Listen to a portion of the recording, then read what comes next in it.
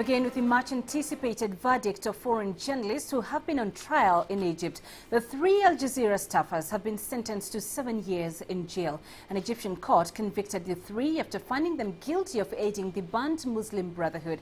Mohammed Fadal, Peter Greste and Baher Mohammed were arrested last December. They had all along denied the charges. Three other foreign journalists tried in absentia received 10-year sentences. 2 others have been acquitted. The journalists have been among the 20 defendants in a trial that many believed will put a sharp focus on the freedom of expression rights in Egypt.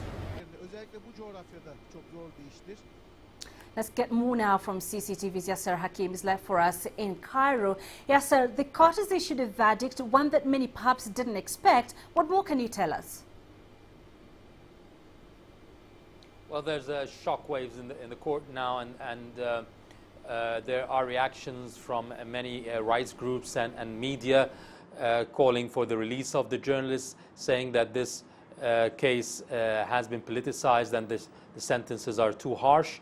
They are accused by the state and security of working without the proper, filming without the proper permits, and also being affiliated to an outlawed group, which is the outlawed Muslim Brotherhood, which is accused of a lot of terrorist attacks in Egypt by the state, and as well as working for a network that is no longer having license to work in Egypt. So those are mainly the charges that led to the accusations and the sentences against the 3 journalists.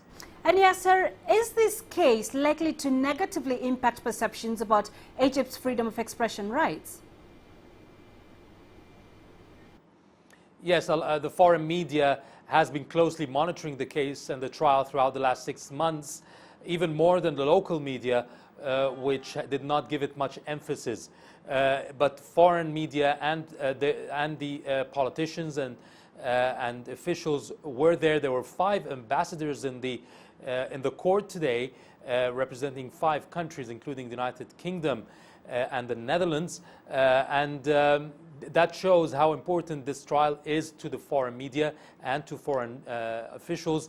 A lot of calls now, several calls from foreign media, journalists calling on the European Union and the US to stop aid to Egypt and to cancel any plans of cooperation economically with Egypt or politically until the journalists are released, or until what they say there would be more freedom of expression in the country. And Yasser, are the journalists expected to appeal? Yes, they still have a chance to appeal, and they will probably, the lawyers will call for an appeal during the next couple of days. They have time. Once they receive the verdict papers and documents, they would then submit an appeal, and it's going to be a long process. Appeals in Egypt take months, so we expect a long process to still come ahead.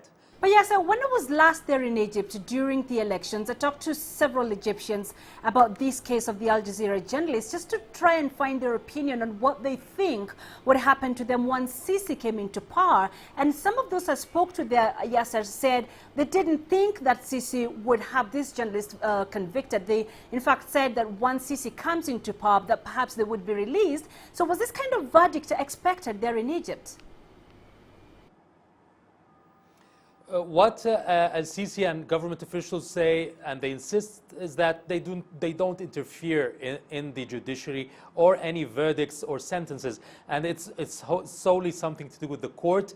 It's not politicized, and they worked without a license, without the proper documents, and working for a network that has been closed down in Egypt. So it's all illegal procedures that required punishment.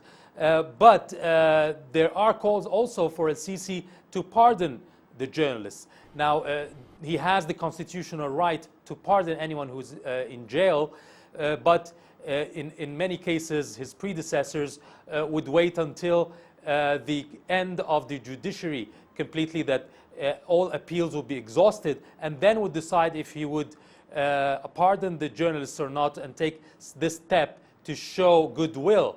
Now, will he do that or not? This remains to be seen.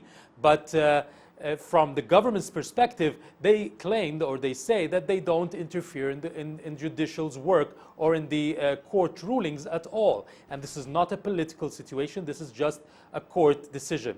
All right, Yasser, thanks very much for those insights. Yasser Hakim.